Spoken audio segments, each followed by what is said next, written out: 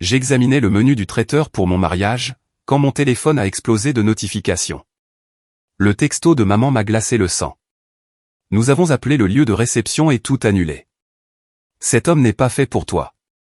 Le message de papa a suivi, la compte n'est pas remboursable, donc nous t'avons aussi fait économiser de l'argent. Puis, le responsable du lieu de réception a appelé. Mademoiselle Jenna, quelqu'un, se présentant comme votre mère, a tenté d'annuler votre événement. Qui se déroule dans votre propre propriété. Devrais-je contacter la sécurité? Mes mains tremblaient. Il n'avait aucune idée que j'étais la propriétaire des lieux. 6 mois plus tôt, ma vie a changé de manière que je n'aurais jamais cru possible. La vente aux enchères caritatives du centre de convention de Riverside bourdonnait d'énergie, alors que de riches philanthropes enchérissaient sur des peintures et des forfaits vacances. Je me tenais au bord de la foule, serrant nerveusement ma raquette d'enchères.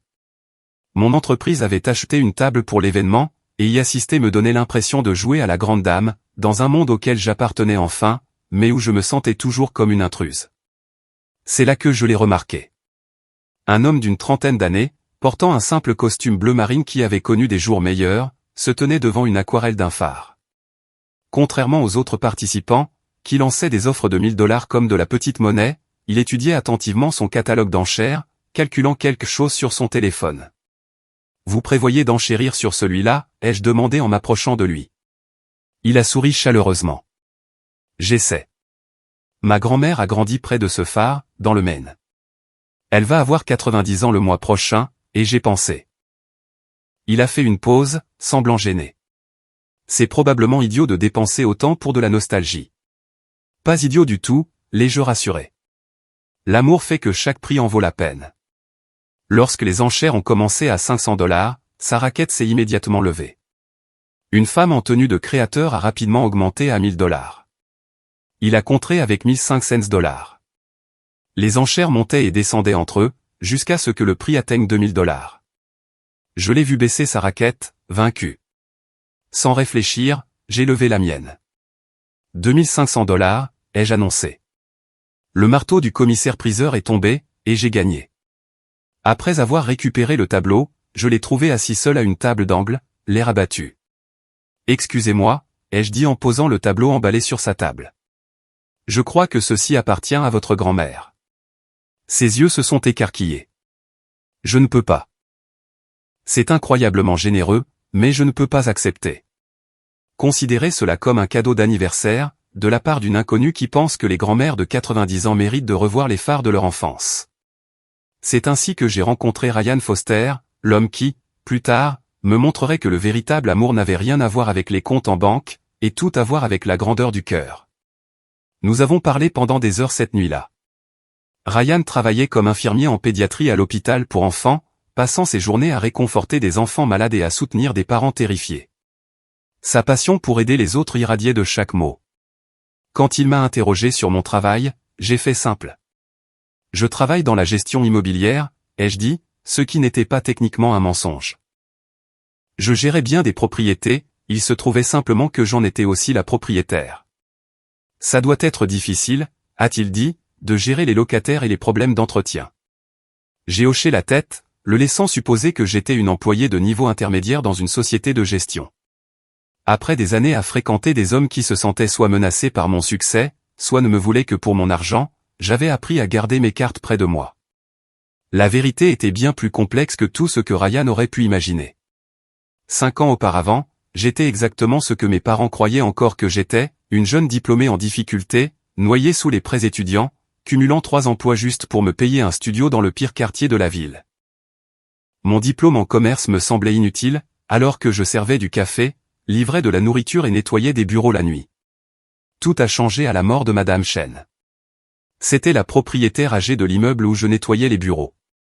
Je restais souvent tard pour discuter avec elle, lui apportant du thé et écoutant les histoires de son défunt mari. Elle n'avait ni enfant, ni parents proches, juste une jeune femme gentille qui la traitait comme sa famille, au lieu d'un inconvénient. Son testament a choqué tout le monde, surtout moi. Elle m'a légué son immeuble, un complexe de bureaux délabrés de 6 étages, qui avait désespérément besoin de rénovation. Mes parents pensaient que je devrais vendre immédiatement. « Tu ne peux pas gérer cette responsabilité » avait dit maman. Rembourse tes dettes et trouve un vrai travail. Au lieu de cela, j'ai contracté tous les prêts que je pouvais obtenir et j'ai rénové un étage à la fois. Je travaillais sur les chantiers le jour et j'étudiais le développement immobilier la nuit. En 18 mois, cet immeuble était entièrement loué et générait suffisamment de revenus pour acheter ma deuxième propriété, puis ma troisième, puis ma quatrième. Aujourd'hui, 5 ans plus tard, je possède 12 propriétés commerciales à travers la ville, d'une valeur combinée de plus de 8 millions de dollars. Mon joyau de la couronne était le domaine Rosewood, le lieu de réception pour mariage et événements le plus prestigieux de la ville, que j'avais acheté il y a 2 ans pour 3,2 millions de dollars. Mais ma famille ne savait rien de tout cela. Pour eux, j'étais toujours la pauvre petite Jenna, qui joignait à peine les deux bouts, ayant constamment besoin de leurs conseils et de leur intervention. J'avais gardé la vérité cachée, après avoir vu ce que le succès avait fait au mariage de ma sœur cadette, Emma. Emma avait été promue directrice marketing senior dans son entreprise, gagnant enfin plus que son mari, Marcus. En 6 mois, il avait demandé le divorce, affirmant se sentir émasculé par son succès. Mes parents, au lieu de soutenir Emma, avaient suggéré qu'elle aurait dû se contenter d'un rôle moins important pour préserver son mariage. Les hommes ont besoin de se sentir comme des pourvoyeurs, avait sermonné maman. Vous, les filles d'aujourd'hui, vous ne comprenez pas ça. Alors, quand Ryan et moi avons commencé à sortir ensemble, j'ai gardé mon succès bien enfoui. Il est tombé amoureux de la femme qui apportait des plats à emporter lors de ses gardes de nuit, qui écoutait ses histoires d'enfants malades qui allaient mieux, qui comprenait que guérir les autres valait plus que n'importe quel salaire. Notre relation s'est magnifiquement épanouie. Ryan n'a jamais demandé pourquoi j'étais vague sur les détails de mon travail, ou pourquoi j'insistais toujours pour qu'on se voie à son appartement plutôt qu'au mien. Il supposait que j'étais gêné par un studio exigu, et non que je cachais un penthouse avec vue sur la rivière. 4 mois après le début de notre relation, Ryan m'a présenté à ses parents par appel vidéo. George et Linda Foster dégageaient la même chaleur que leur fils, m'accueillant immédiatement dans leur vie. Ils ont partagé des histoires d'enfance embarrassantes sur Ryan et m'ont envoyé des recettes de ses biscuits préférés. « Tu rends notre fils si heureux », m'a dit Linda en privé lors d'un appel. Nous ne l'avons pas vu sourire autant depuis des années. Le contraste avec mes propres parents était frappant. Harold et Margaret Williams vivaient dans une belle maison coloniale qu'ils peinaient à entretenir, sauvant les apparences à tout prix. Ils m'invitaient encore à des dîners de famille tous les dimanches, où le plat principal était toujours la critique, accompagné de conseils non sollicités. Jennifer, de l'église, a un fils qui est avocat, disait maman. Très brillant. Je pourrais vous présenter. C'est gentil, maman, mais je vois quelqu'un. C'est sérieux? Que fait-il? Peut-il subvenir aux besoins d'une famille? Je déviais la conversation et changeais de sujet, sachant que révéler la profession de Ryan ne ferait qu'intensifier leurs efforts de marieuse. Tout a basculé le dimanche où j'ai finalement annoncé nos fiançailles. Ryan m'avait demandé en mariage lors d'une promenade au coucher du soleil dans les jardins botaniques, sans flash, sans public, juste une émotion pure et une bague vintage qui avait appartenu à sa grand-mère, la même grand-mère dont la peinture du phare nous avait réunis. J'ai attendu le dessert pour partager la nouvelle. Emma a remarqué la bague la première, ses yeux s'illuminant d'un bonheur sincère. Est-ce que c'est? Ryan m'a demandé en mariage, ai-je dit simplement. Nous allons nous marier. Le silence qui a suivi aurait pu glacer l'enfer. Papa a soigneusement posé sa tasse de café, tandis que le visage de maman passait par une série d'émotions, comme un feu de signalisation détraqué. Ryan, a dit maman lentement, comme si elle goûtait quelque chose d'amer. C'est l'infirmier, n'est-ce pas? C'est un infirmier spécialiste en pédiatrie, ai-je précisé. Il aide à sauver la vie d'enfants. Quelle noblesse, a-t-elle répondu, sur un ton qui suggérait le contraire. Et ses perspectives? Il prévoit sûrement d'évoluer au-delà des soins au chevet des patients. Il aime ce qu'il fait. Il est exactement là où il veut être. Papa s'est éclairci la gorge. Princesse, tu dois penser de manière pragmatique. Le mariage, c'est construire un avenir. Comment peux-tu construire quoi que ce soit avec un salaire d'infirmier? Emma m'a donné un coup de pied sous la table, un avertissement que j'ai parfaitement compris. Elle avait entendu ces mêmes mots avant que Marcus ne parte, sauf qu'à l'époque, il visait son succès à elle, plutôt que son manque de succès à lui.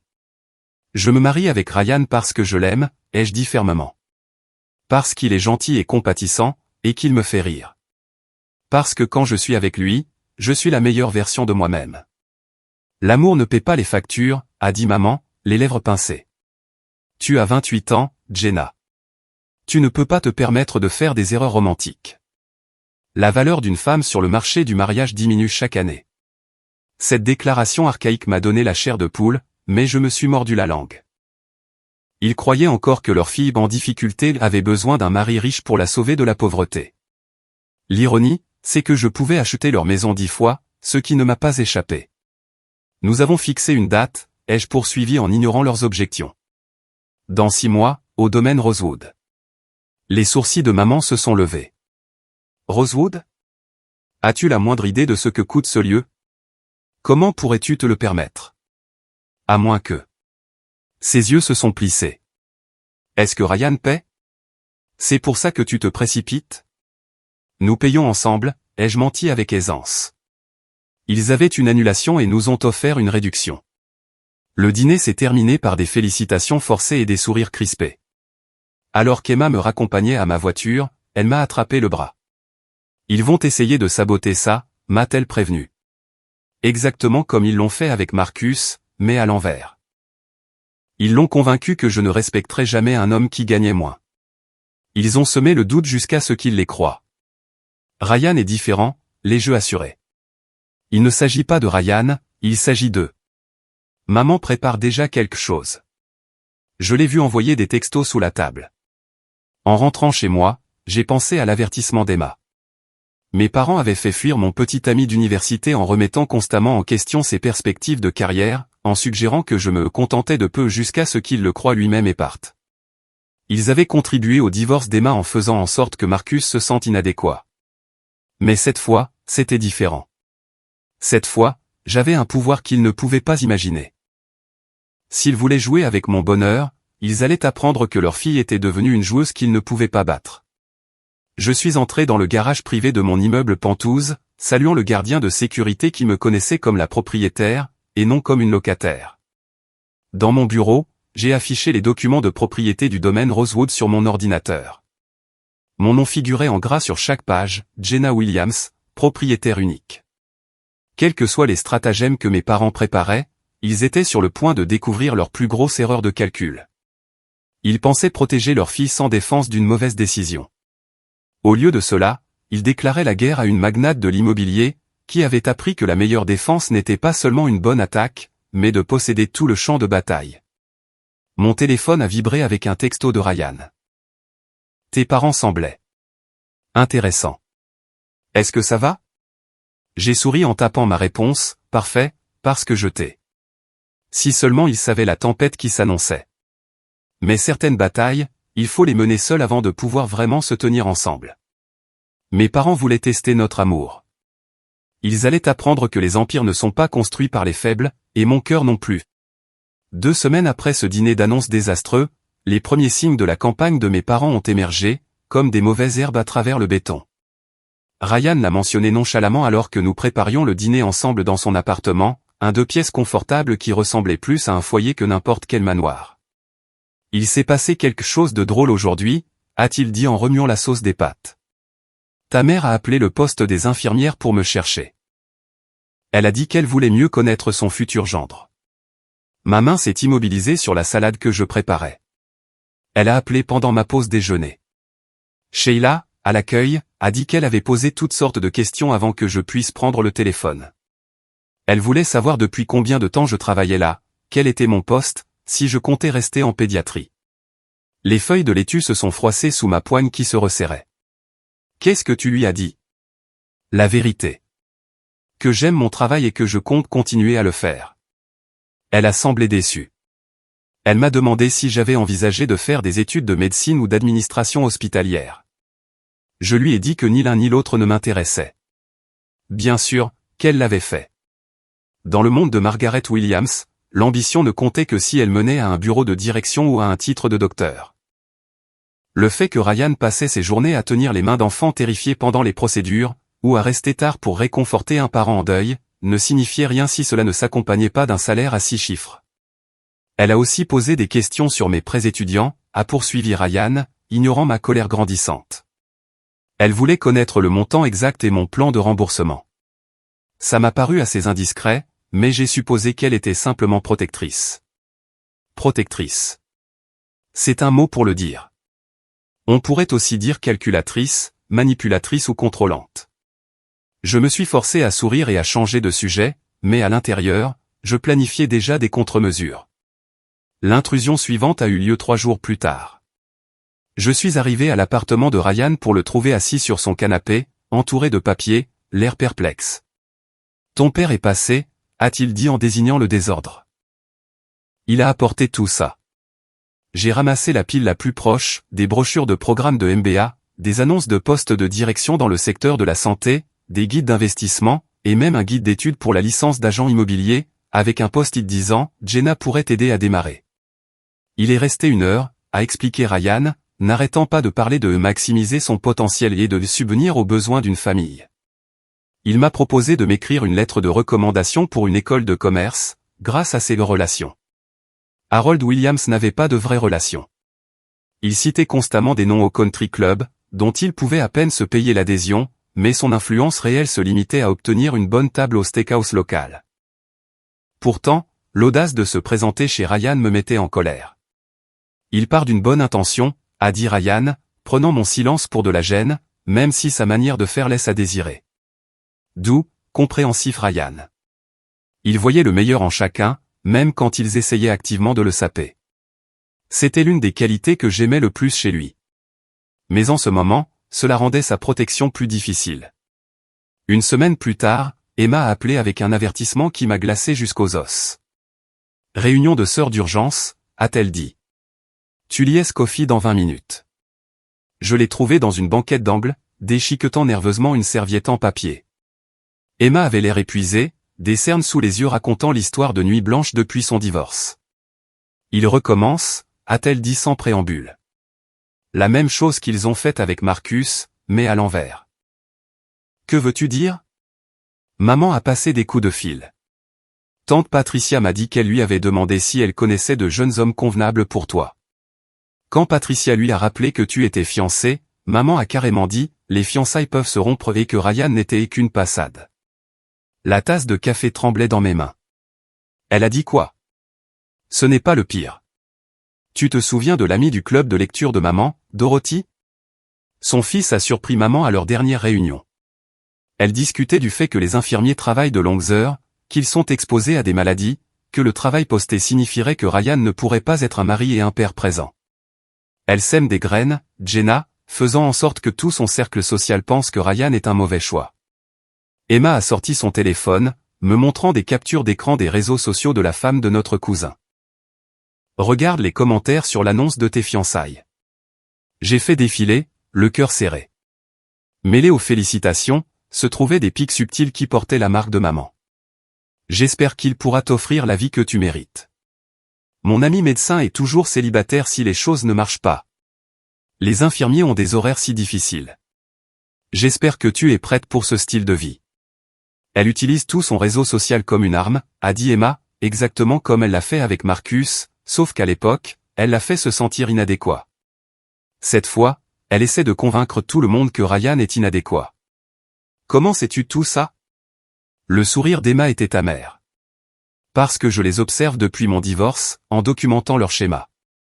Je n'ai pas pu sauver mon mariage, mais je serai damné si je les laisse détruire le tien.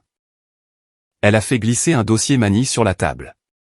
À l'intérieur, des pages de notes, date, heure, conversation surprise. Ma sœur avait constitué un dossier sur les tactiques de manipulation de nos parents. Il y a plus, a-t-elle dit doucement. Le fils de Dorothy est assistant juridique. Il a mentionné que maman s'était renseignée sur les services de vérification d'antécédents, le genre légitime que les familles utilisent pour avoir l'esprit tranquille. La violation de la vie privée me donnait la nausée. Elle n'oserait pas que si.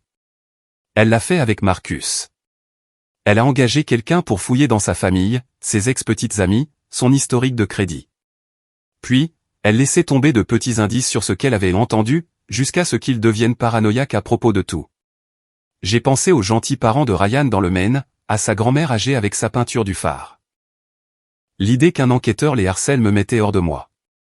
Je dois le dire à Ryan, ai-je dit. Emma m'a attrapé la main.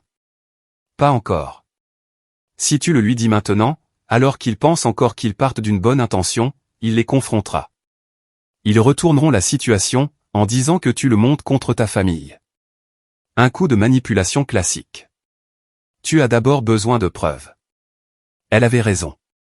Mes parents avaient perfectionné l'art de jouer les victimes lorsqu'on les mettait face à leurs agissements. Toute confrontation directe se transformerait en une histoire sur la façon dont nous étions des filles ingrates, qui n'appréciaient pas leur inquiétude. 2 jours plus tard, j'ai eu la preuve dont j'avais besoin, de la pire manière possible. Ryan m'a appelé pendant sa garde, la voix tremblante d'une colère à peine contenue. Ma mère vient d'appeler, en pleurant, a-t-il dit. Quelqu'un, se présentant comme un ami de la famille, a appelé ses voisins pour poser des questions sur moi. Quel genre de questions? Si j'avais déjà eu des ennuis avec la justice, si j'avais des problèmes de comportement en grandissant. On a dit à Madame Patterson, la voisine, que c'était pour une vérification d'emploi de routine, mais ma mère a reconnu la description de ta mère. Mon cœur s'est brisé. Linda Foster avait 72 ans et vivait tranquillement dans la maison où elle avait élevé ses enfants. L'idée qu'elle soit humiliée dans son propre quartier à cause des manigances de mes parents me rendait malade. C'est encore pire, a poursuivi Ryan. Cette personne a dit à Monsieur Crawford, à l'épicerie, qu'ils enquêtaient sur une situation impliquant son fils et une famille riche. Maintenant, la moitié de la ville pense que je suis une sorte de profiteur qui essaie de faire un beau mariage. L'ironie aurait été risible si elle n'était pas si douloureuse. Ryan n'avait aucune idée que j'étais riche. Il partageait chaque addition au restaurant, insistait pour payer les rendez-vous, et économisait depuis des mois pour acheter ma bague de fiançailles. Cet homme vivait modestement et donnait la moitié de son salaire à diverses associations caritatives pour enfants. Profiteur était la dernière chose qu'on pouvait lui reprocher. Ryan, je suis tellement désolé. Mes parents. Je sais, a-t-il dit doucement. Je commence à comprendre à quoi nous avons affaire. Ton père a appelé le service des ressources humaines de l'hôpital hier, a prétendu qu'il envisageait de faire un don au service de pédiatrie et voulait connaître les taux de rétention du personnel, en particulier le mien. Il a quoi?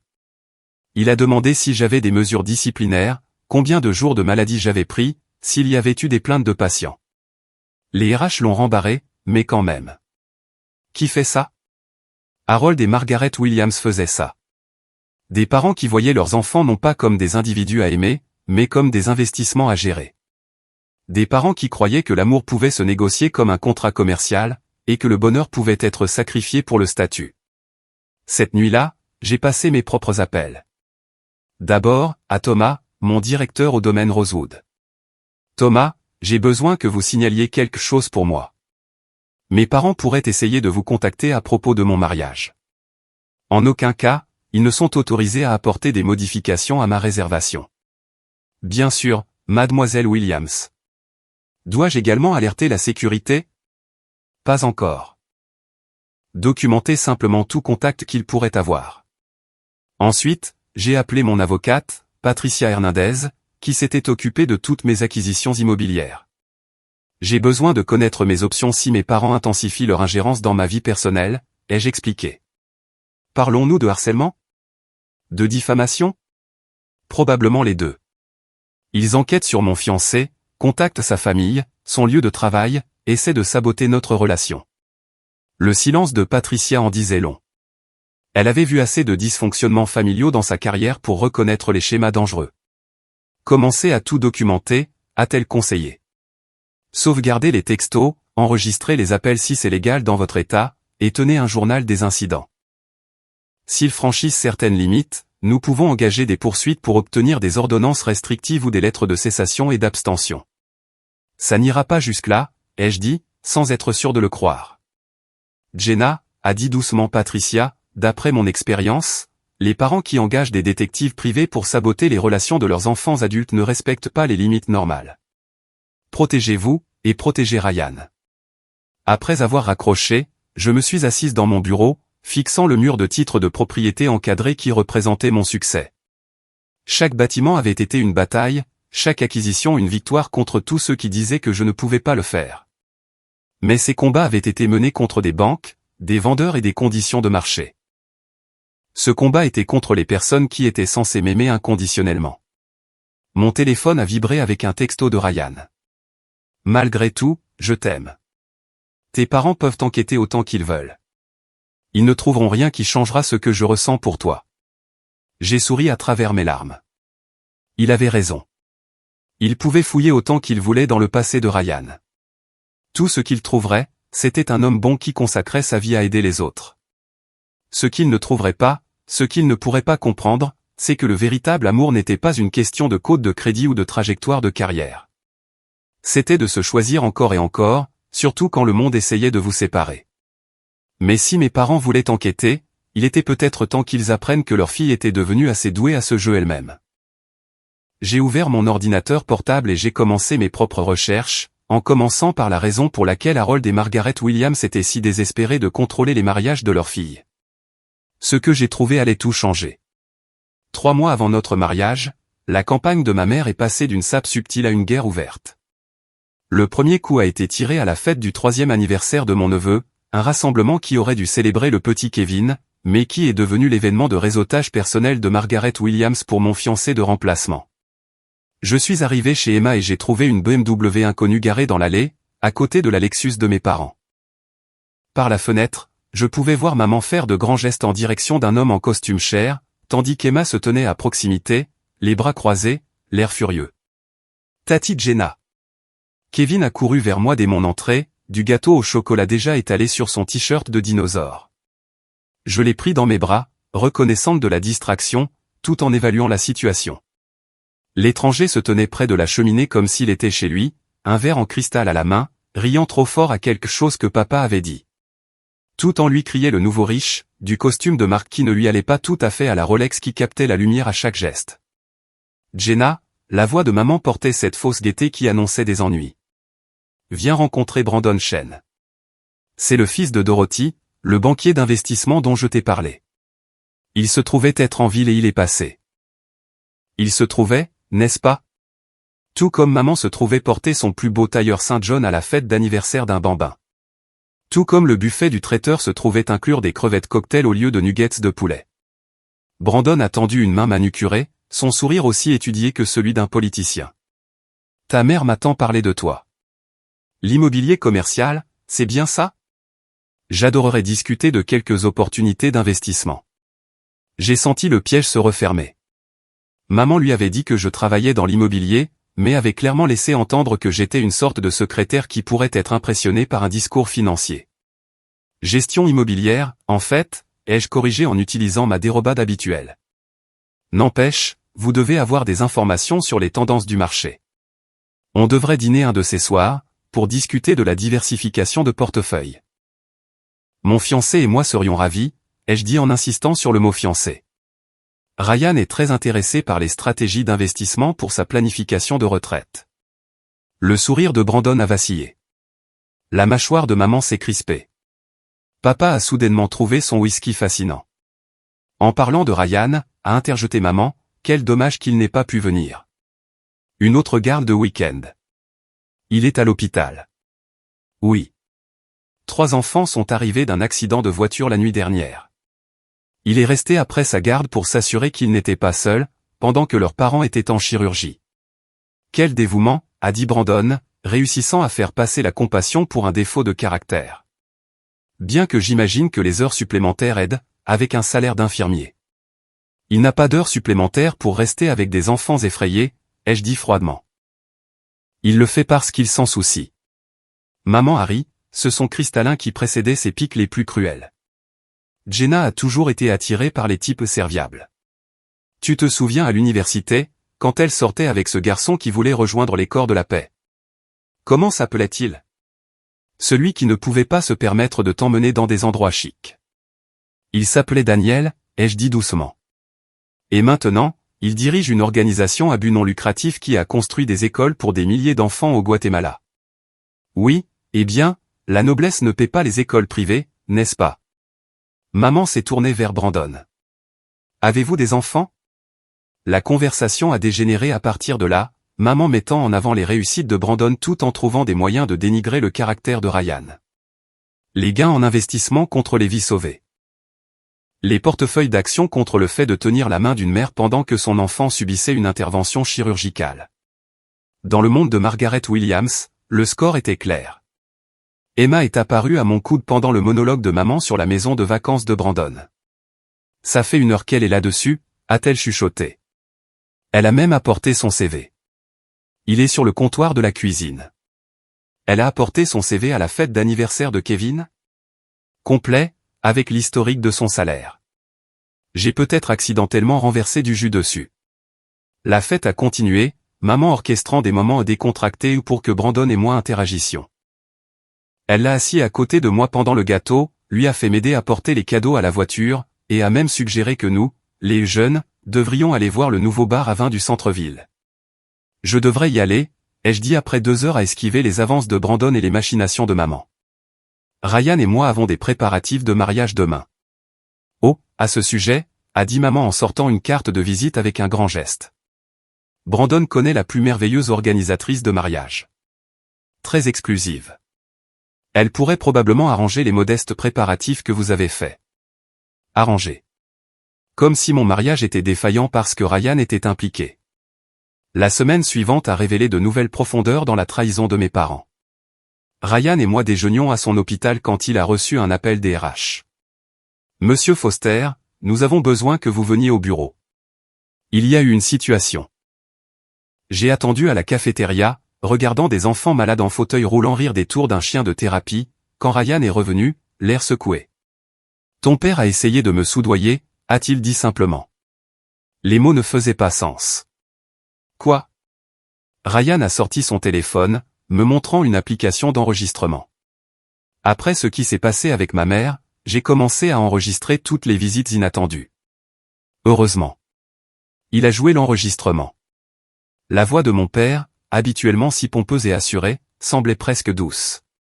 Ryan, tu as l'air d'un bon gars. Intelligent, attentionné. Mais soyons réalistes sur la compatibilité. Jenna vient d'un certain milieu, a certaines attentes. Quel genre d'attente, a demandé la voix enregistrée de Ryan. Financière. Sociale. Le genre qu'un salaire d'infirmier ne peut pas satisfaire. Je suis prêt à t'offrir 50 000 $, en espèces. Sans poser de questions. Tout ce que tu as à faire, c'est de dire à Jenna que tu as trouvé quelqu'un d'autre, quelqu'un de plus adapté à ta condition. Vous essayez de me payer pour briser le cœur de votre fille? J'essaie de vous éviter à tous les deux un chagrin d'amour plus tard. Prends l'argent. Recommence à zéro. Trouve une gentille fille qui sera heureuse avec ce que tu peux lui offrir. L'enregistrement s'est terminé. Ryan m'a regardé digérer ce que j'avais entendu, mon visage passant par le choc, la rage et la dévastation. Il a vraiment essayé de t'acheter, ai-je dit, abasourdi. Les RH veulent savoir si je veux porter plainte pour harcèlement. Apparemment, se présenter sur le lieu de travail d'un employé pour offrir des pots de vin enfreint certaines politiques. Mon Dieu, Ryan, je suis tellement désolé. Tes parents sont désespérés, a-t-il terminé. La question est, pourquoi? Ça dépasse l'inquiétude parentale normale, Jenna. C'est pathologique. Il avait raison. Même pour mes parents contrôlants, ce niveau de manipulation semblait extrême. Le coup suivant de maman a prouvé à quel point il s'était éloigné de tout comportement parental normal. Ryan travaillait de nuit quand son téléphone a explosé d'appels de collègues. Maman avait appelé l'hôpital, prétendant que j'avais eu un grave accident. Elle a dit que tu étais à l'hôpital général dans un état critique, a expliqué Ryan plus tard, sa voix tendue par une panique résiduelle. J'ai conduit comme un fou, j'ai grillé 3 feux rouges. Quand je suis arrivé là-bas, personne ne savait de quoi je parlais. Elle a menti en disant que j'avais eu un accident? C'est encore pire. Quand je l'ai appelée, frénétique, elle a dit que j'avais du mal comprendre, qu'elle avait dit que tu pourrais avoir un accident si tu insistais pour conduire pendant le stress des préparatifs du mariage. Puis, elle a suggéré que je la retrouve à Starbucks pour discuter de mes inquiétudes sur ton état mental. Mon état mental? J'y suis allé. J'étais tellement confus et en colère. Elle était là avec Brandon Chen, agissant comme si c'était une coïncidence. Elle n'arrêtait pas de parler de ton état émotionnel et dernièrement, de la façon dont tu avais besoin de quelqu'un de stable pour te recentrer. Brandon m'a même proposé de me ramener chez moi, disant que j'avais l'air trop bouleversé pour conduire en toute sécurité. La manipulation était si transparente qu'elle en aurait été risible, si elle n'était pas terrifiante. Créer une crise, exploiter la réponse émotionnelle, présenter l'option de remplacement. Maman avait manqué sa vocation de leader de secte. Que as-tu fait? J'ai appelé la sécurité quand elle a refusé de partir. Je leur ai dit qu'une femme harcelait le personnel de l'hôpital. Ils ont sa photo maintenant. Elle est interdite d'accès aux locaux.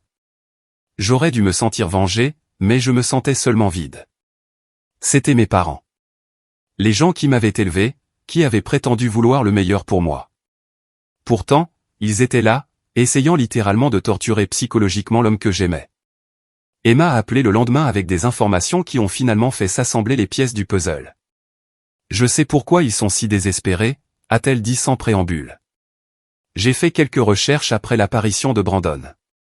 Tu te souviens de l'entreprise de construction de papa qui a fait faillite il y a 5 ans? Il a dit qu'il avait pris sa retraite anticipée. Il a tout perdu. Mauvais investissement, pire partenariat. Ils vivent à crédit et sur l'héritage de maman de la part de grand-mère, mais cet argent a disparu.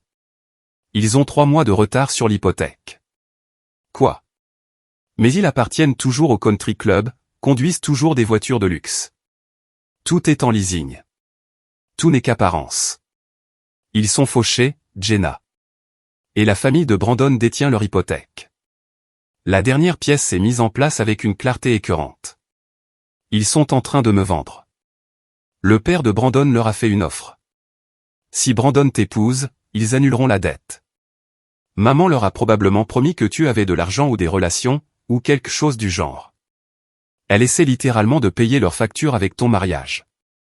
Je me suis affalé sur mon canapé, digérant cette nouvelle réalité. Mes parents n'étaient pas seulement contrôlants ou snobs.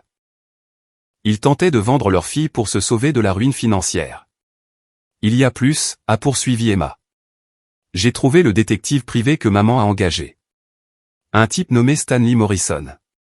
Il opère depuis un centre commercial. Il s'occupe surtout d'affaires d'adultère. J'ai peut-être réussi à le convaincre que j'étais une cliente potentielle et à le faire parler. Emma. Il s'est vanté de son affaire en cours. Il a dit qu'une femme riche l'avait engagé pour prouver qu'un profiteur en voulait à sa fille. Il a contacté l'ex-petite amie de Ryan, ses colocataires d'université, il a même essayé d'obtenir ses dossiers médicaux. Il n'a rien trouvé, parce qu'il n'y a rien à trouver. S'il te plaît, dis-moi que tu as enregistré ça. Vidéo et audio. J'ai aussi obtenu des copies de ses rapports à maman. Elle l'a payé $5000. Il n'avait pas à trouver des saletés qui n'existaient pas. J'ai pensé à la mère de Ryan, pleurant à cause des questions de ses voisins, à son père, digne et silencieux, devant défendre son fils face au commérage des gens de la ville, à Ryan lui-même, faisant des gardes doubles pour payer notre lune de miel pendant que mes parents le dépeignaient comme un opportuniste avide d'argent. Je dois tout dire à Ryan, ai-je dit. À propos de l'argent, des propriétés, de tout. Pas encore, a conseillé Emma. Si tu le lui dis maintenant, alors qu'il l'attaque activement, ça deviendra une question d'argent. Dis-le lui après avoir réglé le cas de maman et papa, quand ça pourra être une question de confiance, et non de défense. Elle avait raison, pourtant. Garder ce secret, c'était comme avaler du verre. Cette nuit-là, j'ai tenu Ryan dans mes bras pendant qu'il dormait après sa garde de 16 heures, écoutant sa respiration régulière, sentant le poids de ma tromperie se mêler à la rage de la trahison de mes parents. Ils pensaient protéger leur investissement. Ils n'avaient aucune idée qu'ils étaient sur le point d'apprendre ce qui se passait quand on croisait une femme qui avait bâti un empire à partir de rien. La petite fille qui avait autrefois cherché leur approbation était devenue quelqu'un qui pouvait les détruire d'un seul coup de fil à leurs créanciers hypothécaires. Mais d'abord, j'avais un mariage à protéger et un homme à défendre. La guerre s'intensifiait, et il était temps de montrer à Harold et Margaret Williams que leur fille avait appris des meilleurs. Ils m'avaient appris que la famille signifiait contrôle, manipulation et transaction. Ils allaient apprendre que j'avais trouvé une meilleure définition, et que je la protégerais avec tout ce que j'avais. Le matin où tout a explosé a commencé comme n'importe quel autre. J'étais assise dans mon bureau d'angle, dans la société de gestion immobilière que j'avais fondée, examinant les rapports trimestriels de mes 12 propriétés. Les chiffres étaient bons, voire très bons. Le domaine Rosewood, à lui seul, avait des réservations pour les 18 prochains mois. Mon assistante a frappé. Jenna, plusieurs fournisseurs appellent. Ils semblent contrariés. Le premier appel venait de Lily, de Pristine Petal, notre fleuriste. Jenna, je viens de recevoir un appel très étrange de votre mère. Elle a dit que le mariage était annulé, que vous faisiez une sorte de dépression. Mon sang s'est glacé. Qu'a-t-elle dit exactement? Elle a prétendu que vous étiez mentalement instable et que le mariage était annulé. Elle a dit quelque chose sur le fait que vous étiez exploité par un certain Ryan. Je lui ai dit que tout changement devait venir de vous directement, mais elle est devenue très agressive. Elle a menacé de nous poursuivre pour détresse émotionnelle et si nous livrions des fleurs à un événement frauduleux. Avant que je puisse répondre, mon autre ligne a sonné. Puis une autre, et une autre. En 10 minutes, j'avais eu des nouvelles du traiteur, du photographe, de l'orchestre et du pâtissier. Chacun avait reçu un appel similaire de Margaret Williams, avec des niveaux croissants de drame et de menaces. Le traiteur, Marcus, semblait particulièrement secoué. Elle a dit que vous étiez délirante, que votre fiancé était un escroc qui vous avait convaincu de l'épouser pour obtenir la citoyenneté, ce qui n'avait aucun sens, car vous nous aviez dit que Ryan venait du Maine, mais elle n'arrêtait pas d'insister sur le fait qu'il était étranger et dangereux. Elle a aussi dit que vous aviez été hospitalisé pour une évaluation psychiatrique et qu'elle avait une procuration. J'ai demandé des documents, et elle s'est mise à crier aux poursuites judiciaires. J'ai mis Marcus en attente pour répondre à un appel du photographe. Votre mère m'a offert le double de mon tarif pour que je ne vienne pas, a dit Janet. Quand j'ai refusé, elle a dit qu'elle s'assurerait que je ne travaille plus jamais dans cette ville. Les violations s'accumulaient. Le chef d'orchestre a dit que maman avait prétendu que j'étais suicidaire. La société de transport a dit qu'elle avait insisté sur le fait que Ryan avait un casier judiciaire. Chaque mensonge était plus élaboré que le précédent, dépeignant une fille en crise et une mère essayant désespérément de la sauver. Puis Thomas a appelé du domaine Rosewood. Mademoiselle Williams, a-t-il dit, son calme professionnel masquant à peine son incrédulité, je dois vous informer d'un incident ce matin. Une femme, prétendant être votre mère, a tenté d'annuler votre réservation de mariage. Mettez-moi sur haut-parleur, ai-je dit. Je veux que mon assistante entende ça. Elle est arrivée à 9h15 avec ce qu'elle prétendait être des documents légaux. Elle a dit qu'elle avait une procuration sur vous en raison d'une incompétence mentale. Quand j'ai demandé à voir ces documents, elle a produit des papiers qui étaient clairement imprimés depuis un site de formulaire juridique, non notariés ni déposés correctement. Que vous a-t-elle dit sur la raison de l'annulation? Elle a prétendu que vous souffriez de délire, provoqué par la manipulation de votre fiancé, a dit que c'était un prédateur qui ciblait les femmes vulnérables. Quand je lui ai expliqué que seul vous pouviez annuler la réservation, elle est devenue agressive. À quel point agressive? Elle a menacé de poursuivre le domaine Rosewood pour avoir facilité ce qu'elle appelait un abus de personnes âgées, ce qui était déroutant, puisque vous avez 28 ans. Puis, elle a prétendu que vous étiez en fait handicapé mental depuis l'enfance, que votre famille l'avait caché pour vous protéger. J'ai pressé mes doigts sur mes tempes, sentant une migraine monter. S'il vous plaît, dites-moi que vous avez ça sur les caméras de sécurité. Chaque seconde. Elle a aussi fait des affirmations intéressantes sur la propriété du lieu. Elle a dit que sa famille avait des relations avec les vrais propriétaires et qu'elle nous ferait tous renvoyer. Quand je l'ai informée que je rendais compte directement aux propriétaires, elle a exigé de leur parler immédiatement. Et je lui ai dit que je serais heureux de mettre le propriétaire en ligne. C'est à ce moment-là que je vous ai appelé. En toute autre circonstance, l'ironie aurait été délicieuse. Maman exigeant de parler au propriétaire, sans savoir qu'elle demandait essentiellement à se plaindre de moi à moi-même. Mais cela avait dépassé de loin le drame familial. Elle a ensuite essayé une approche différente, a poursuivi Thomas. Elle m'a offert $10 000 en espèces pour perdre votre réservation et donner la date à quelqu'un d'autre. Elle avait vraiment l'argent avec elle, dans une enveloppe. $10 000. Mes parents, qui avaient 3 mois de retard sur leur hypothèque, avaient réussi à trouver $10 000 en espèces pour saboter mon mariage. Quand j'ai refusé et menacé d'appeler la sécurité, elle a proféré une dernière menace. Elle a dit qu'elle avait déjà porté plainte auprès du service de santé pour notre service traiteur, auprès des pompiers pour notre capacité d'accueil, et auprès de la commission des alcools pour notre licence. Elle a dit qu'elle s'assurerait que Rosewood soit fermé avant la date de votre mariage. Thomas, j'ai besoin que vous fassiez quelque chose pour moi. Affichez les documents de propriété du domaine Rosewood. Bien sûr. Un instant. J'ai entendu des bruits de clavier. Le propriétaire est répertorié comme JW Property, LLC. Et qui est l'unique propriétaire de JW Property? C'est vous, mademoiselle Williams. Jenna Williams. Donc, quand ma mère a exigé de parler au propriétaire, elle exigeait de vous parler pour annuler votre propre mariage, dans votre propre lieu de réception? L'absurdité de la situation a finalement percé son attitude professionnelle. Dois-je contacter notre équipe juridique? Documenter tout. Sauvegarder toutes les images de sécurité. Et si elle revient, appelez la police. J'ai raccroché et j'ai immédiatement appelé Patricia, mon avocate. Nous avons une situation, ai-je commencé. Après avoir expliqué les événements de la matinée, la réponse de Patricia a été rapide et décisive. Elle est entrée dans le domaine criminel. Fraude, harcèlement, tentative d'extorsion. Les faux documents de procuration, à eux seuls, pourraient être poursuivis en justice. Je ne veux pas envoyer ma mère en prison. Alors, vous devez mettre un terme à tout ça, et rapidement. Pouvez-vous mettre Ryan en sécurité? Si elle intensifie ses actions comme ça, il pourrait être en danger. Je n'y avais même pas pensé. Maman avait déjà essayé de le soudoyer, avait menti sur des accidents et avait tenté une humiliation publique.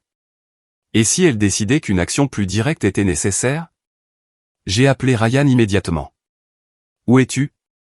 Je viens de rentrer de ma garde. Pourquoi as-tu l'air paniqué? Ma mère est devenue folle. Elle a essayé d'annuler notre mariage ce matin. Elle a appelé tous les fournisseurs, s'est présentée à Rosewood avec de faux documents légaux et un pot de vin en espèces. Mon Dieu. Est-ce que ça va? Je vais bien, mais je m'inquiète pour toi. Elle a déjà prouvé qu'elle mentirait sur les urgences. Et si elle? Mes mots ont été coupés par un fracas en arrière-plan. Ryan?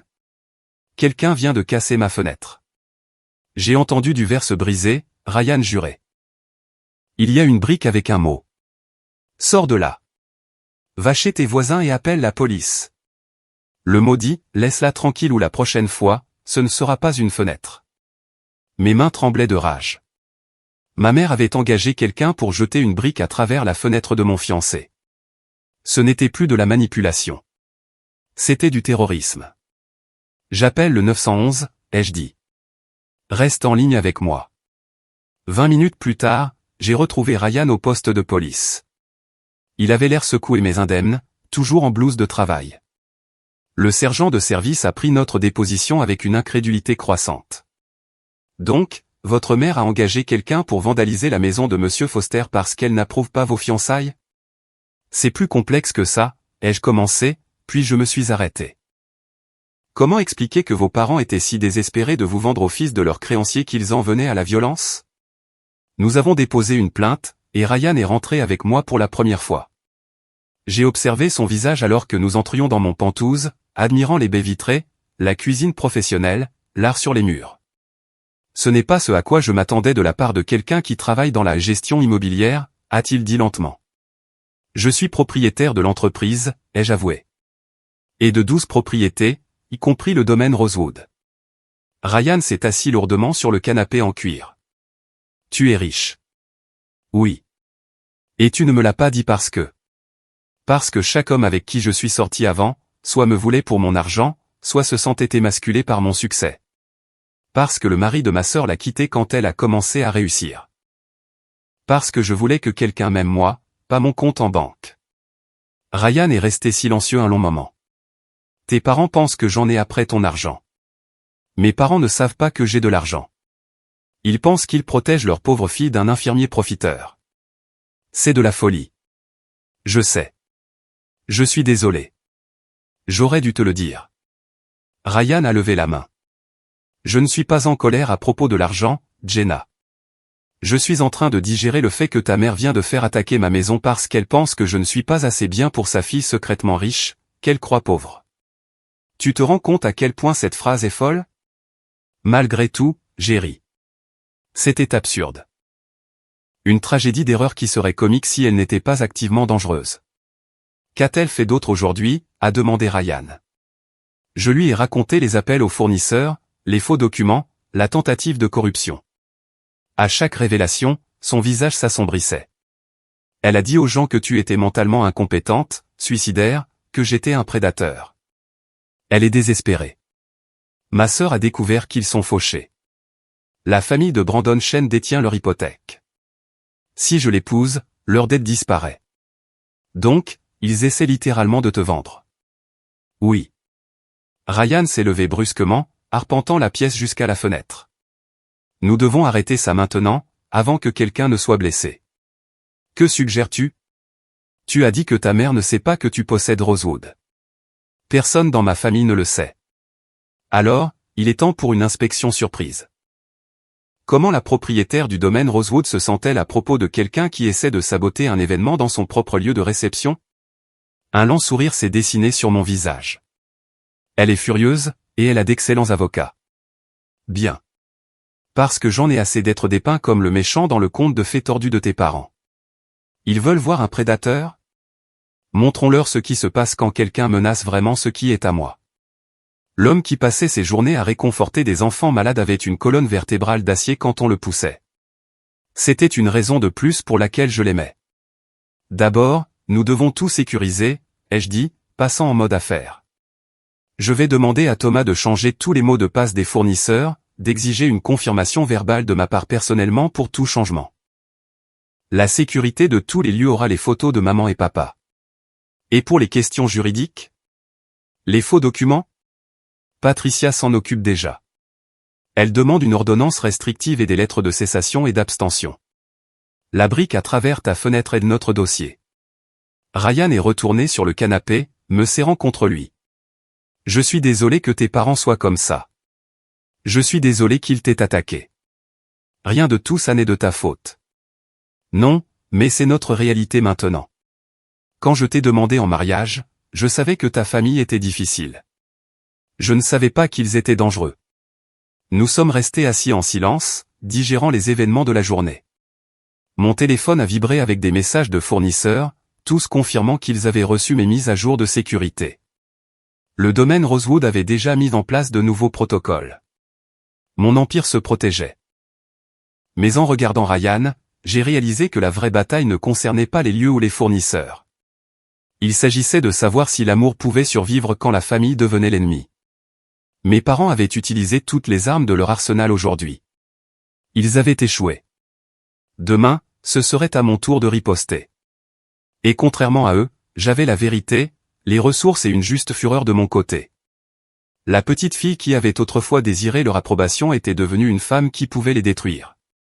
La seule question était de savoir si je leur montrerais la pitié qu'ils ne m'avaient jamais montrée.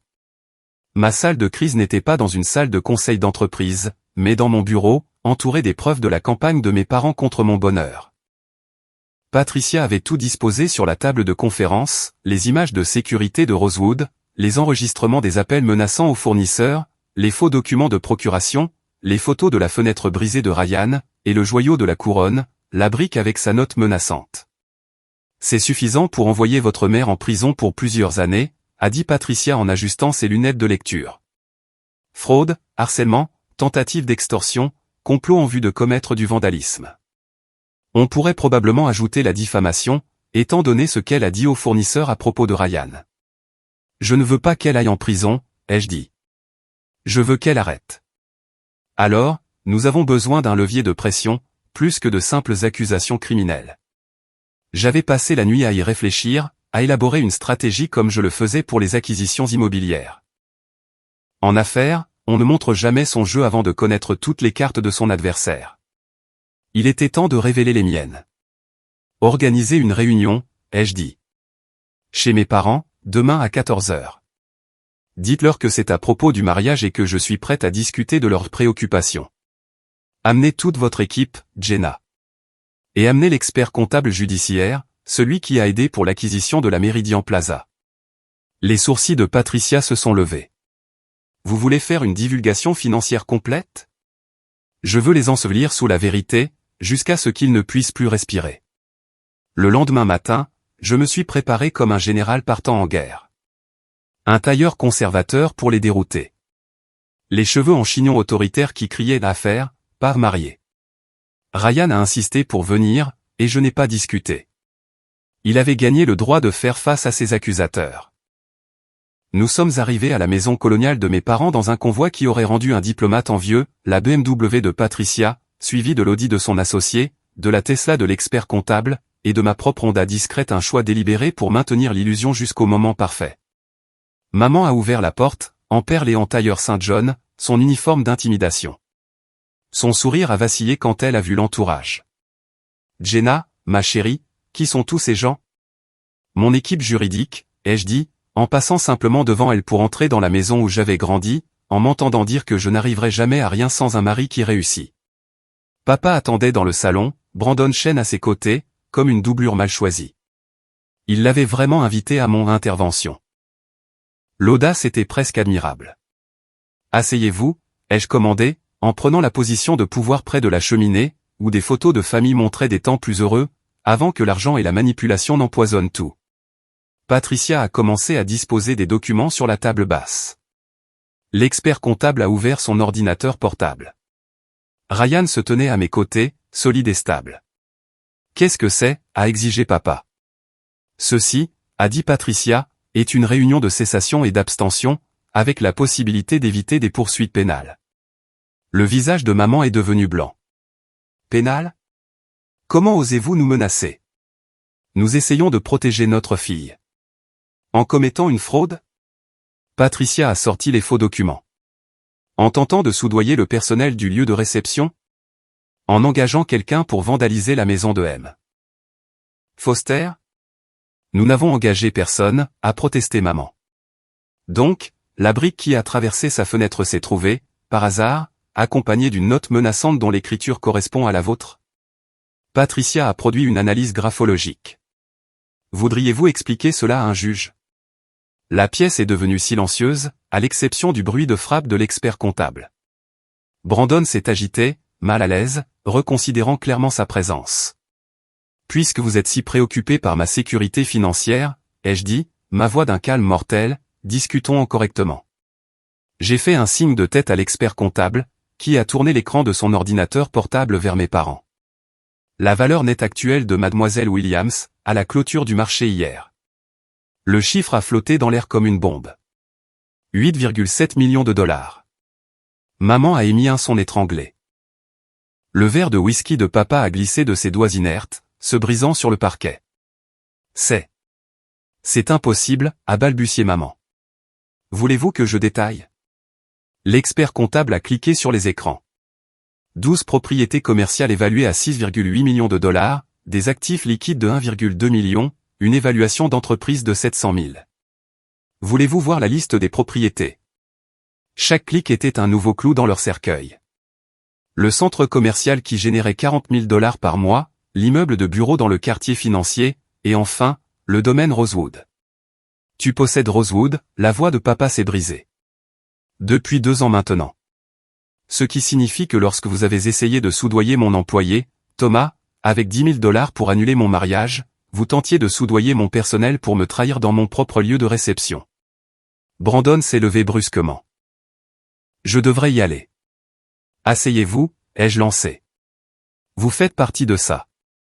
Dites-moi, Brandon, qu'est-ce que mes parents vous ont promis exactement ? Que j'étais une femme désespérée qui serait reconnaissante de votre attention ?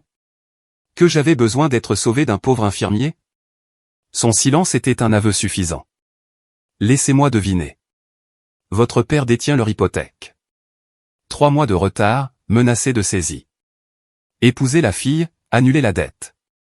Ont-ils mentionné que je pourrais acheter toute la société hypothécaire de votre père ? Jenna, ma chérie, a commencé maman, cherchant le réconfort de la manipulation. Nous ne voulions que le meilleur. Assez. Le mot a claqué comme un fouet. Vous vouliez me vendre comme une propriété, comme si j'étais un actif sur votre bilan au lieu de votre fille. Ce n'est pas vrai. Ryan a parlé pour la première fois. Madame Williams, vous avez dit à ma mère que j'étais un prédateur. Vous avez appelé mes collègues en disant que j'en avais après l'argent de Jenna. Vous avez engagé un détective privé pour fouiller dans mon passé. Vous avez jeté une brique à travers ma fenêtre. Quelle partie de tout ça, c'est de vouloir le meilleur pour votre fille ? Tu n'es pas assez bien pour elle. Les mots ont explosé de la bouche de maman, comme un poison atteignant enfin la surface. Un infirmier, vivant dans ce minuscule appartement, conduisant cette vieille voiture. Elle mérite mieux. Vous voulez dire qu'elle méritait Brandon, ai-je dit. Qui ne me voulait que pour sauver votre maison. La vérité pesait lourdement dans l'air. Patricia a sorti d'autres documents. Ce sont les enregistrements des appels aux fournisseurs. Votre voix, Madame Williams, prétendant que votre fille était mentalement incompétente, suicidaire, manipulée. Voulez-vous que je les joue? La façade soigneusement construite de maman s'est effondrée. Nous étions désespérés, d'accord? Nous sommes sur le point de tout perdre. La maison, les voitures, notre réputation. Tout. Alors, vous avez décidé de détruire la mienne à la place. Tu ne comprends pas, a dit papa, retrouvant sa voix. La honte de la faillite à notre âge. L'humiliation. Nos amis au club. Vos amis au club vous respecteraient plus pour votre honnêteté que pour avoir vendu votre fille, a dit tranquillement Ryan. Mais vous préféreriez détruire son bonheur plutôt que d'admettre que vous avez échoué. Patricia a sorti le dernier document. Ceci est une ordonnance restrictive. Signez-la, et nous n'engageons pas de poursuite pénale. Violez-la, et vous serez arrêté. Les conditions sont simples, aucun contact avec Jenna ou Ryan, aucun contact avec les fournisseurs du mariage, aucun contact avec la famille ou le lieu de travail de Ryan. Approchez-vous à moins de 150 mètres du domaine Rosewood, et vous serez arrêté sur place. Tu nous interdis de venir à ton mariage? Les larmes de maman étaient réelles maintenant. Vous vous êtes interdit vous-même quand vous avez essayé de l'annuler, ai-je dit, quand vous avez choisi l'argent plutôt que l'amour, quand vous avez décidé que j'étais une monnaie d'échange au lieu de votre enfant. Et notre maison, a demandé papa, la question révélant ses priorités. J'ai regardé l'homme qui avait tenté de m'acheter mon bonheur, la femme qui m'avait dépeinte comme une malade mentale pour sauver la face, ces gens qui partageaient mon ADN mais n'avaient jamais partagé mes valeurs. Je vais rembourser votre hypothèque, ai-je dit doucement. Leurs deux visages se sont illuminés d'espoir, jusqu'à ce que je continue.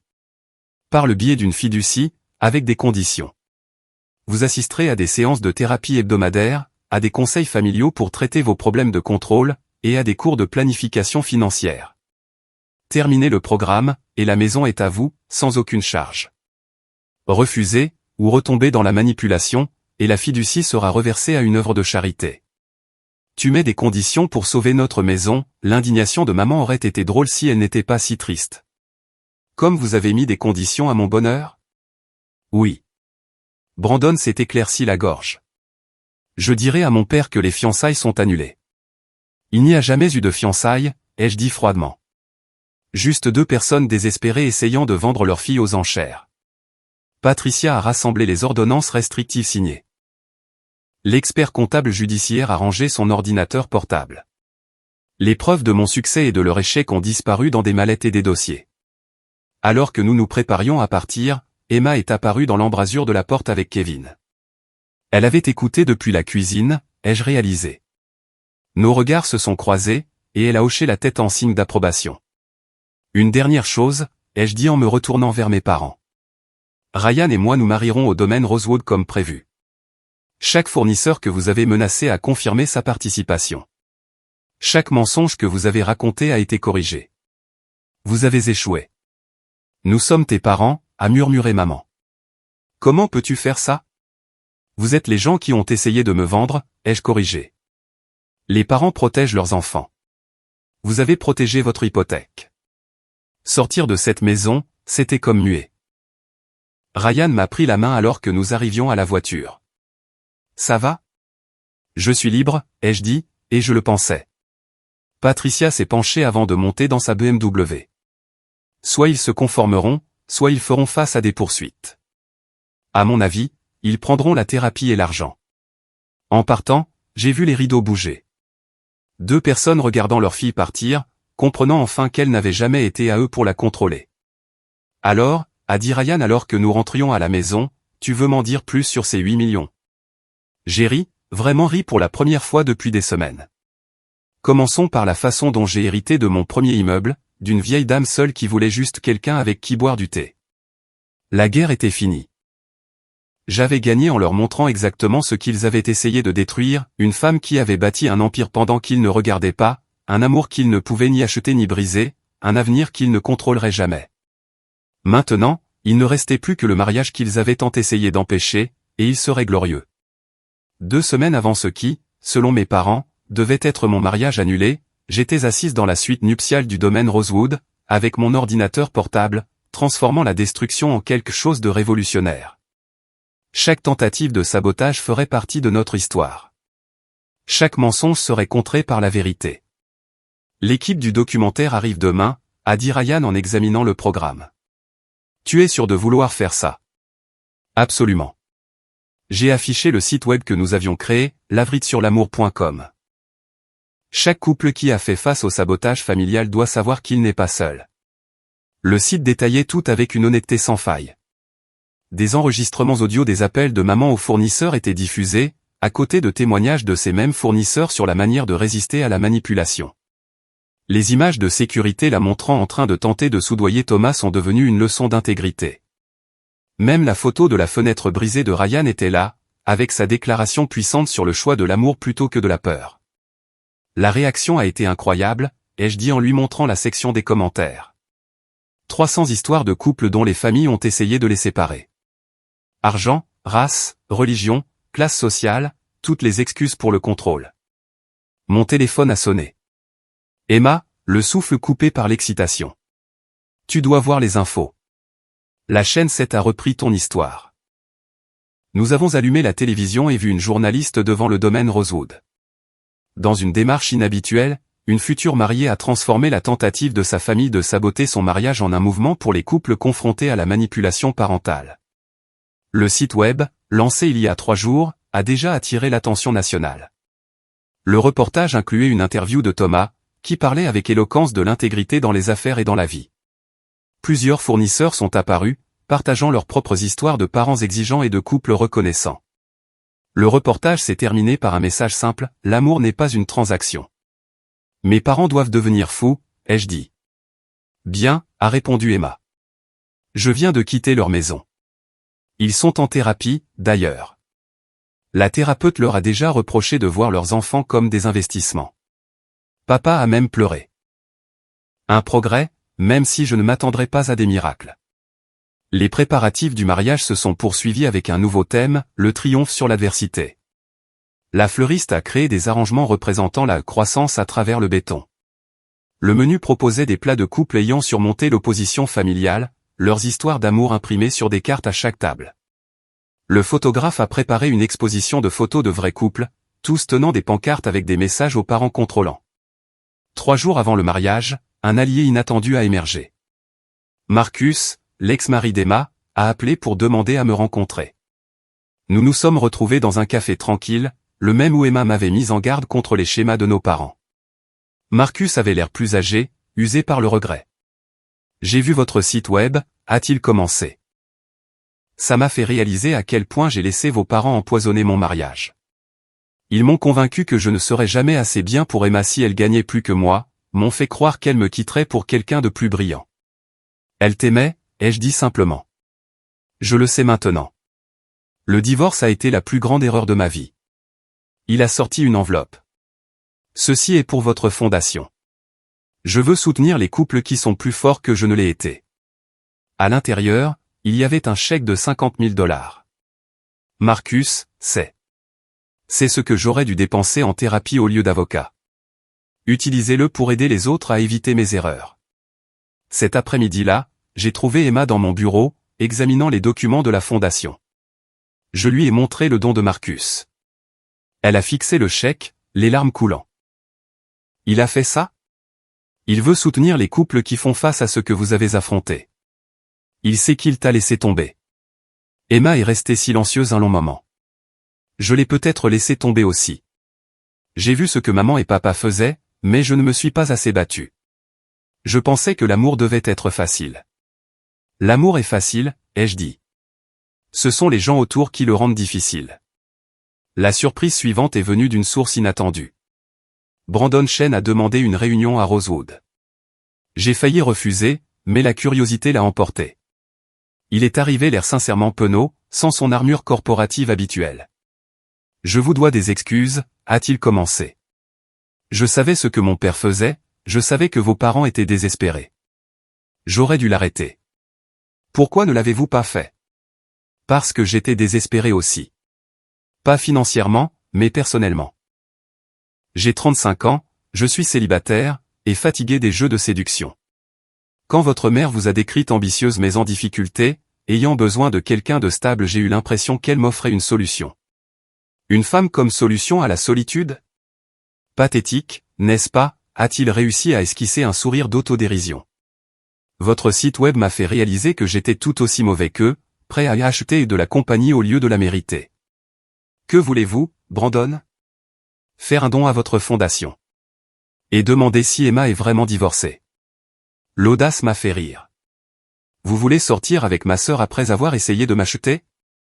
Je veux la rencontrer correctement, en tant qu'égaux. Si elle accepte un café avec un idiot repenti qui est enfin en thérapie lui-même. Je n'ai rien promis, mais j'ai accepté son don. Un autre chèque substantiel, pour les couples ayant besoin d'une aide juridique contre des familles contrôlantes. La veille du mariage, le domaine Rosewood s'est transformé en un lieu magique. Des centaines de guirlandes lumineuses éplaient des mots comme choix, liberté et vérité dans les jardins. L'équipe du documentaire a capturé chaque détail, tandis que les fournisseurs partageaient leurs interprétations artistiques de la manière de surmonter les obstacles. Le pâtissier avait créé un chef-d'œuvre, 5 étages représentant les étapes de notre voyage, du doux commencement, en passant par les amères tentatives de sabotage, jusqu'au sommet triomphal où une infirmière et une femme d'affaires se tenaient en égal. Pas de figurine de mariée traditionnelle, a demandé Ryan. Nous ne sommes pas des gens traditionnels, ai-je répondu. Les figurines, c'est nous. Le pâtissier a utilisé nos photos pour les créer. Ce soir-là, nous avons organisé le dîner de répétition pour notre famille choisie. Pas des parents de sang, mais les personnes qui nous avaient soutenus. Thomas a porté un toast sur l'intégrité. Les fournisseurs qui avaient tenu tête aux menaces de ma mère étaient assis à la table d'honneur. Les parents de Ryan, qui avaient pris l'avion du Maine malgré l'embarras que ma mère leur avait causé, ont parlé d'élever des enfants pour qu'ils valorisent le caractère plutôt que l'argent. Demain, ai-je annoncé en levant mon verre, nous ne célébrons pas seulement un mariage. Nous célébrons chaque couple qui a choisi l'amour plutôt que le confort, la vérité plutôt que la tradition, et l'un l'autre plutôt que tout le monde. La salle a éclaté d'applaudissements, mais je n'avais pas terminé. Nous annonçons également le lancement officiel de la Fondation Se Libérer, des services juridiques gratuits pour les couples confrontés à la coercition familiale, des conseils pour ceux qui font face à la manipulation, et une subvention annuelle pour les couples qui ont perdu le soutien familial pour avoir choisi l'amour. Ryan a pris le micro. Il y a 6 mois, j'ai rencontré une femme qui a enchéri $2500 sur une peinture de phare pour ma grand-mère. Je suis tombé amoureux de sa gentillesse avant de connaître son succès. Demain, je l'épouse, non pas malgré le chaos qui a suivi, mais à cause de la façon dont elle l'a géré, avec grâce, puissance, et le courage de montrer aux autres qu'ils ne sont pas seuls. Alors que la soirée touchait à sa fin, je suis sorti prendre l'air et j'ai trouvé Emma sur la terrasse, regardant les étoiles. Marcus m'a invité à prendre un café, a-t-elle dit. Par l'intermédiaire de la fondation. Il veut faire du bénévolat, aider les couples à mieux communiquer que nous ne l'avons fait. Tu iras? Peut-être. C'est étrange, n'est-ce pas? Comment la toxicité de nos parents pourrait en fait mener à quelque chose de curatif? Seulement si nous le permettons, ai-je dit. Ils ont brisé des choses parce que c'est tout ce qu'ils savaient faire. C'est à nous de choisir de rester brisés ou de construire quelque chose de mieux. En parlant de construire, Emma a souri. J'ai un cadeau de mariage pour toi. Elle m'a tendu une enveloppe. À l'intérieur, un plan d'affaires pour une société sœur de mon empire immobilier, axé sur le logement abordable pour les jeunes couples qui débutent. Emma, c'est brillant. J'économise depuis le divorce. Je veux être ta partenaire, pas ton employé. 50-50e, construire des maisons pour les gens qui choisissent l'amour plutôt que des unions lucratives. Nous nous sommes étreintes sur cette terrasse, 2 sœurs qui avaient survécu à la même éducation toxique et avaient choisi des chemins différents mais parallèles vers la liberté. À l'intérieur, Ryan faisait visiter Rosewood à ses parents, son visage rayonnant de fierté alors qu'il expliquait comment j'avais construit tout cela à partir de rien. Aucune honte de mon succès, aucune intimidation, juste une admiration pure pour la femme qu'il avait choisie. Demain, 400 personnes seraient témoins de notre mariage. Pas la cérémonie discrète que j'avais initialement prévue, ni le spectacle mondain que ma mère avait imaginé, mais quelque chose d'entièrement à nous. Une célébration du choix de son propre chemin, de la définition de sa propre valeur, et de l'amour sans limite ni mensonge. En regardant par les fenêtres notre famille choisit rire ensemble, j'ai réalisé que mes parents m'avaient fait un cadeau inattendu. En essayant de contrôler mon bonheur, ils m'avaient forcé à me battre pour lui. En tentant de me vendre, ils m'avaient montré que ma vraie valeur n'avait rien à voir avec un prix de marché. Demain, je marcherai seul dans l'allée, me donnant à un homme qui avait vu ma valeur avant de connaître ma richesse. Et quelque part en ville, 2 personnes brisées en thérapie réaliseraient que la révolution de leur fille les avait libérées aussi, s'ils étaient assez courageux pour l'accepter.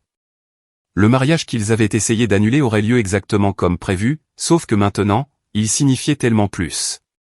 Le matin de mon mariage s'est levé, limpide, la lumière du soleil inondant les fenêtres de la suite nuptiale du domaine Rosewood. 400 invités avaient commencé à arriver, un mélange de partenaires d'affaires, de professionnels de la santé de l'hôpital de Ryan, de fournisseurs devenus des amis, et de couples dont les histoires sur notre site web nous avaient touchés. Emma m'a aidé à enfiler ma robe, un modèle simple mais élégant qui n'avait besoin d'aucun artifice. Mon succès ne nécessitait pas d'étiquette de créateur. Ma valeur ne s'affichait pas en carats ou en cristaux. « Tu es radieuse », a-t-elle dit. Comme une femme qui s'est battue pour son bonheur et qui a gagné. Par la fenêtre, je pouvais voir les jardins se remplir d'invités. L'équipe du documentaire se déplaçait discrètement parmi eux, capturant des conversations sur l'amour, la famille, et le courage de choisir son propre chemin. Plusieurs couples se tenaient la main fermement, leurs propres expériences familiales traumatisantes se reflétant dans notre histoire. Mademoiselle Jenna. Thomas a frappé doucement. Il y a une situation à l'entrée principale. Mon cœur s'est serré. Malgré l'ordonnance restrictive, je m'étais demandé si mes parents tenteraient quelque chose. Un problème de sécurité? Pas exactement. Vos parents sont là. Ils n'essaient pas d'entrer. Ils se tiennent juste là, avec des fleurs. Emma et moi avons échangé un regard. Je me suis approché de la fenêtre qui donnait sur l'entrée. Ils étaient là, Harold et Margaret Williams, paraissant plus petits que je ne les avais jamais vus. Papa tenait un simple bouquet de marguerites, mes fleurs préférées de l'enfance. Maman serrait ce qui semblait être une lettre. Ils sont là depuis 1 heure, a poursuivi Thomas. Sans s'approcher, sans causer de problème. Ils attendent, c'est tout. Ils espèrent, a corrigé doucement Emma. Ils espèrent. J'ai pensé à l'ordonnance restrictive, à la tentative de sabotage, au mensonge et à la manipulation. Puis, j'ai pensé au rapport de leur thérapeute, au progrès sincère qu'elle avait décrit, à la façon dont papa s'était effondré lorsqu'il avait été forcé de confronter sa vision des filles comme des investissements. Amenez-les à la petite chapelle, ai-je décidé. Pas à la cérémonie principale, mais ils peuvent y attendre. Je déciderai après le mariage si je veux les voir. Thomas a hoché la tête et est parti. Emma m'a serré la main. C'était généreux. C'était humain, ai-je corrigé. Ce sont des gens brisés qui ont brisé leurs enfants, mais les choses brisées peuvent parfois être réparées. Un coup à la porte nous a interrompus. Livraison pour la mariée, a appelé une voix. Emma a ouvert la porte pour révéler Marcus, tenant un énorme arrangement de lys stargazé. C'est pour toi, a-t-il dit, puis il a regardé Emma. Mais j'espérais que nous pourrions parler après la cérémonie, de café, de seconde chance, et d'être meilleurs que nous ne l'étions. Le sourire d'Emma fut une réponse suffisante. Parfois, la révolution signifiait de revenir sur ses pas, avec une nouvelle sagesse. La musique a commencé, mon signal pour prendre ma place. Mais d'abord, j'ai eu une autre visite. La mère de Ryan, Linda, est apparue, les larmes coulant déjà. Je voulais te remercier, a-t-elle dit simplement. D'avoir choisi mon fils, de t'être battu pour lui quand ta famille a essayé de vous détruire, de lui avoir montré que l'amour ne calcule pas la valeur en dollars. Il m'a montré la même chose, ai-je répondu. Que guérir les autres importe plus qu'un gros compte en banque. Elle a pressé une petite boîte dans mes mains. C'était à l'arrière-grand-mère de Ryan. Une autre femme forte qui a choisi son propre chemin. Elle aurait voulu que tu l'aies. À l'intérieur, un simple bracelet en or avec une inscription, l'amour est la seule monnaie qui compte. Je l'ai attaché, complétant ma tenue avec 3 générations de femmes qui comprenaient la vraie valeur. La marche vers l'entrée de la cérémonie semblait à la fois interminable et instantanée. 400 personnes se sont levées au son de la musique, mais je ne voyais que Ryan, debout à l'autel dans son simple costume bleu marine, le même qu'il portait le soir de notre rencontre. Son sourire contenait tout, fierté, joie, et la certitude absolue que ce moment valait chaque bataille que nous avions menée. J'ai marché seul, sans père pour me donner, car je me donnais moi-même. Chaque pas était un choix, une déclaration que ma valeur n'était pas déterminée par l'évaluation de quelqu'un d'autre. À mi-chemin de l'allée, j'ai remarqué des visages inattendus. Plusieurs amis du club de lecture de maman, celle qu'elle avait essayé de monter contre nous. Dorothy Chen était assise avec son mari, mais pas Brandon, qui, j'ai appris plus tard, avait commencé son propre parcours thérapeutique. Même le détective privé que ma mère avait engagé était là, ayant pris contact via le site web pour s'excuser et partager sa propre histoire de fuite d'une famille contrôlante. En arrivant à Ryan, il a murmuré, « Tu as construit tout ça, et tu m'as quand même choisi. » « J'ai construit tout ça parce que je t'ai choisi, » ai-je corrigé. « Parce que tu m'as montré que l'amour valait plus que n'importe quelle propriété que je pourrais acquérir. » La cérémonie elle-même fut simple. Nos vœux se sont concentrés sur le partenariat, et non sur la possession. Ryan a promis de ne jamais laisser mon succès diminuer sa propre valeur. J'ai promis de ne jamais laisser l'argent devenir plus important que les moments. Nous avons tous deux promis de faire face aux défis futurs comme nous avions fait face au passé, ensemble. Par le pouvoir qui m'est conféré, a dit l'officiant, et par votre choix de vous dresser contre ceux qui voudraient contrôler votre bonheur, je vous déclare partenaire en toutes choses. Notre baiser a scellé plus qu'un mariage. Il a scellé notre révolution. La réception a transformé la salle de bal de Rosewood en une célébration de l'amour libéré. La première danse n'était pas seulement la nôtre, nous avons invité tous les couples ayant surmonté l'opposition familiale à nous rejoindre. La piste s'est remplie de pères qui s'étaient choisis, au détriment de chemins plus faciles. Pendant le dîner, je me suis levé pour m'adresser à la salle. Il y a 6 mois, mes parents ont essayé d'annuler ce mariage. Ils ont appelé des lieux de réception, menacé des fournisseurs, et dépeint mon mari comme un prédateur.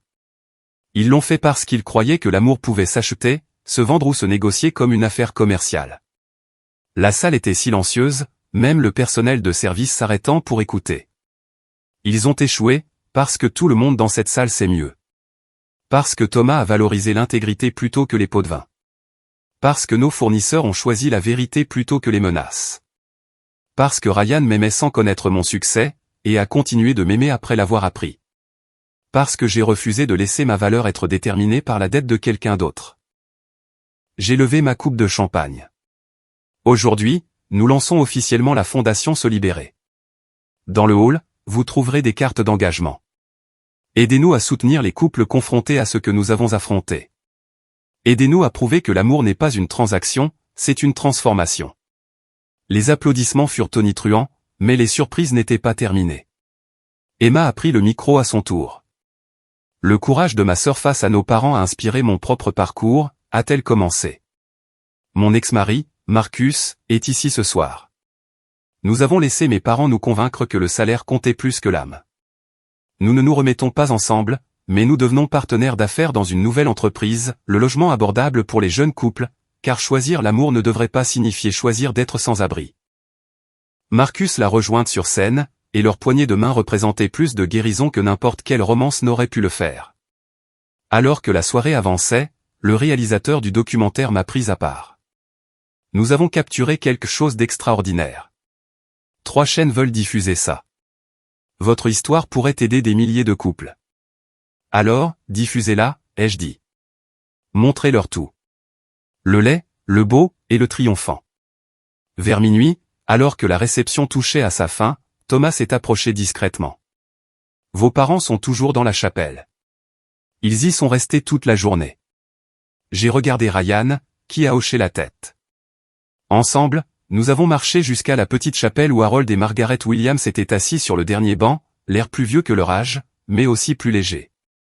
Maman s'est levée à notre entrée, la lettre tremblant dans ses mains. Nous savons que nous n'avons aucun droit d'être ici. L'ordonnance restrictive expire dans 1 an si vous terminez la thérapie, ai-je terminé. Votre thérapeute dit que vous faites des progrès. Papa s'est éclairci la gorge. Nous avions tort sur toute la ligne. Nous vous avons vu comme des investissements, pas comme des individus. Nous avons essayé de vendre ce qui n'était pas à nous de vendre. Nous avons failli détruire la chose la plus précieuse, votre bonheur. Pourquoi êtes-vous ici, ai-je demandé simplement. Maman m'a tendu la lettre. Pour te donner ça. Et pour te dire que si tu ne nous parles plus jamais, nous comprenons. Mais nous avions besoin que tu saches que te voir te battre pour ton amour nous a appris ce que nous avions oublié, que la valeur ne se mesure pas en dollars. De plus, a ajouté papa doucement, nous avons décidé de vendre la maison, de déménager dans quelque chose que nous pouvons vraiment nous permettre, et de recommencer, honnêtement, au lieu d'être désespérés. J'ai ouvert la lettre, écrite de l'écriture soignée de maman. C'était une liste de tous les couples qu'elle avait aidé à se séparer au fil des ans, par des commérages et des manipulations. Sous chaque nom, des excuses et un engagement à les contacter pour réparer les torts. Nous ne pouvons pas défaire le mal, a-t-elle dit, mais nous pouvons cesser de le perpétuer. Ryan a parlé pour la première fois. Mes parents m'ont appris que le pardon, ce n'est pas l'oubli. C'est choisir d'avancer sans le poids de la colère. Vous avez essayé de nous détruire, mais vous avez échoué. Ce que vous ferez de cet échec déterminera qui vous deviendrez. J'ai regardé ces gens qui m'avaient élevé mais ne m'avaient jamais vraiment vu, qui avaient valorisé l'apparence plutôt que l'authenticité jusqu'à ce que cela leur coûte tout. Ils avaient perdu leur maison, leur réputation, leur contrôle. Mais peut-être, juste peut-être, avaient-ils trouvé quelque chose de plus précieux. L'ordonnance restrictive reste en vigueur, ai-je dit fermement. La thérapie continue. Mais quand elle expirera, si vous avez vraiment changé, nous pourrons essayer. Un café, une conversation, des petits pas vers quelque chose de plus sain. Maman a sangloté doucement. Papa a hoché la tête, comprenant que c'était plus de grâce qu'il ne le méritait. Alors que nous les laissions dans la chapelle, Ryan m'a pris la main. C'était gentil. C'était de l'espoir, ai-je corrigé. Le même espoir que tu m'as donné quand tu as accepté cette peinture du phare. La conviction que les gens peuvent choisir d'être meilleurs que leur pire moment. De retour à la réception, nos invités ont formé une aide d'honneur avec des cierges magiques pour notre départ.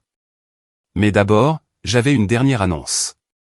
Chaque personne ici a une histoire de dépassement des attentes des autres, ai-je crié. La Fondation Se Libérer racontera ces histoires. Partagez-les sur notre site web. Que personne ne fasse face à la manipulation familiale en se sentant seul. Que l'amour soit plus fort que ceux qui essaient de le limiter. Alors que nous courions à travers le tunnel scintillant vers notre voiture de lune de miel, j'ai vu Emma et Marcus en pleine conversation sur des plans et des projets d'affaires.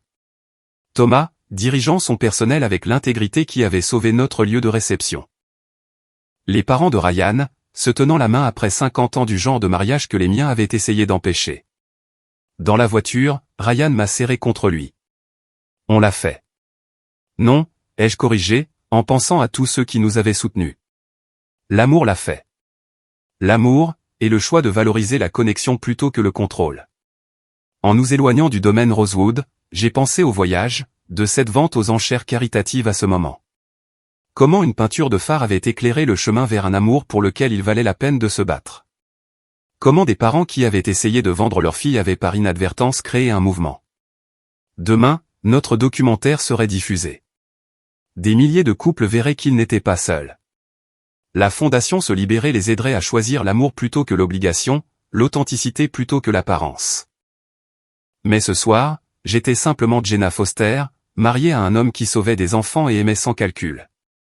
Mes parents avaient eu tort sur tant de choses, mais ils avaient eu raison sur une chose, je méritais le meilleur. J'avais simplement défini le meilleur différemment de ce qu'ils auraient pu imaginer. À tous ceux qui lisent ceci et qui ont fait face à l'opposition de leur famille à leur amour, vous n'êtes pas seuls. Votre valeur n'est pas négociable. Votre bonheur n'est pas à vendre. Choisissez l'amour. Choisissez la vérité. Choisissez-vous l'un l'autre. Les familles les plus fortes sont construites par ceux qui sont assez courageux pour se libérer des fondations fragiles dont ils ont hérité. L'amour est la seule révolution qui compte. Commencez la vôtre aujourd'hui. Vous battriez-vous pour votre amour comme Ryan et moi nous sommes battus pour le nôtre? Avez-vous fait face à des membres de votre famille qui ont essayé de contrôler votre bonheur? Partagez votre histoire dans les commentaires ci-dessous, et construisons une communauté de couples qui se sont choisis, au-delà des attentes de tous les autres. Si cette histoire vous a touché, veuillez aimer et vous abonner pour entendre d'autres récits de triomphe sur la manipulation familiale.